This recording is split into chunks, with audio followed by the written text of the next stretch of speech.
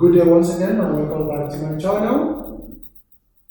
Today we are going to look at Euclidean geometry with a touch of trigonometry. Euclidean geometry with a touch of trigonometry.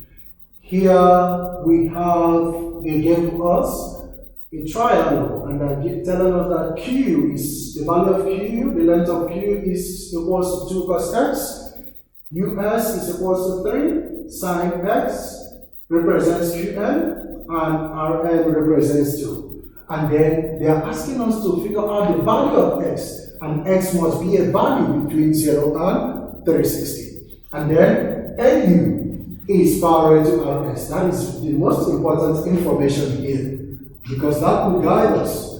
Now, please note, most of us will delve directly into midpoint theory, but they did indicate that n is the midpoint of u. Nothing what the n is the midpoint of qr or u is the midpoint of qx. They didn't say it.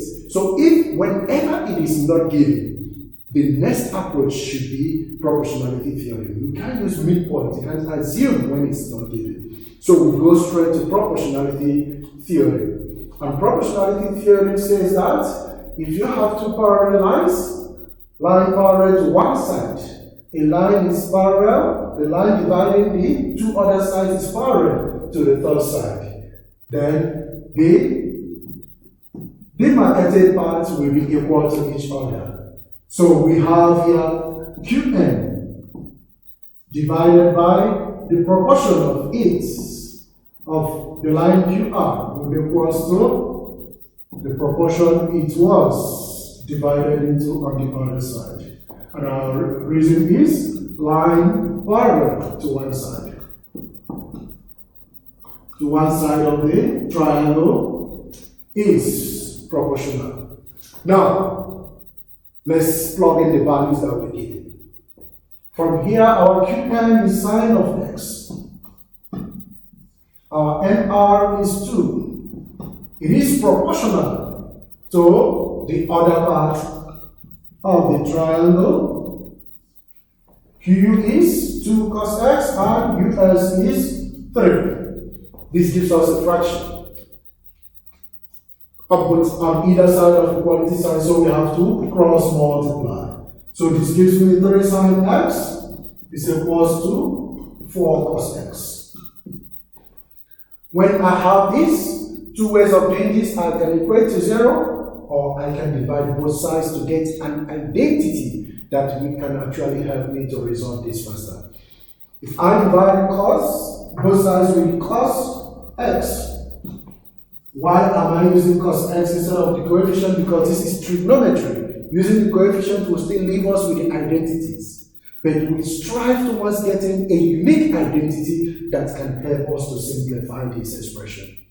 So, this will cancel out this. If you check sine of x over cos of x gives us tan of x, and that is where we are working towards. So we have tan of x equals to 4. Remember, it's 3 tan of x.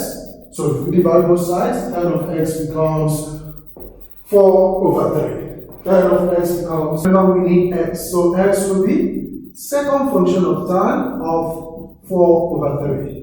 So let's go through that and see what it gives us. X will be second function of tan, and we have 4 over 3. So x, I'm going to work with boundary numbers, will give me a value of 53.1 degrees. Remember, we are talking about values here. X will give me that value. And then, remember, they asked us to check that x must be element between this and this. So it's not a good practice to just stop. It's not a good practice to just stop. We can go back to our reduction formula and check our quadrants. Tan is positive 4 over 3. Tan is positive on the first quadrant, and tan is also positive on the third quadrant. So we have to also check for that third quadrant to get all the possible values of x. It is very important.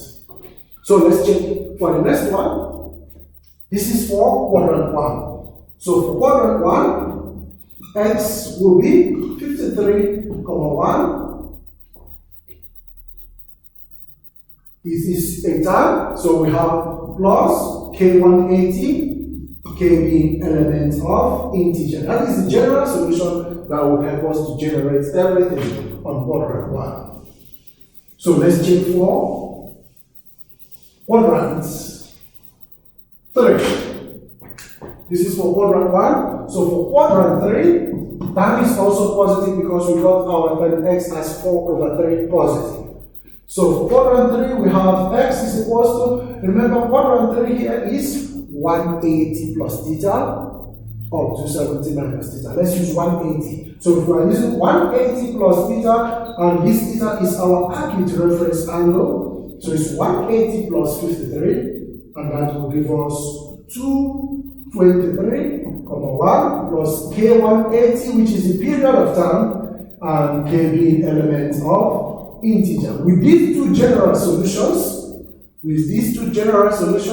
we can easily figure out the values within this range for the number of revolutions we have. If we take x as 0, we've already gotten 53, 1. If we take 0 revolution, k being 1, we will have 223. So we are listing out all the values of x, all the possible values of x within this range. If I make this -1, it will go in the negative, it will never work. If I make k2 here, k being 2, I'll have 360 plus 53, 1, which is outside the given range. It will never work. So that is all. Let's go to this. If I make k negative, I'll have 223, 1, minus 180, which will give me 53, 1. If I make it -2, it will never work. If I make it a 0, if k is 0, I'll have 223, 1. If k is 1, 223, 1 plus k180 gives me something above 360. So these are the two values. Please do not make the mistake of using only 53, 1. We also have 223, 1 as a possible value within this range. Whenever a range is given, you must list out all the possible values for that value, for that variable within that given range. It is very important. So please go through this. If you have questions, please do not relent. Ask questions. I'm here for you. I'm here to support you. Ask your questions. Please share this video, follow my pages, subscribe to my channel, share the video. I'll see you.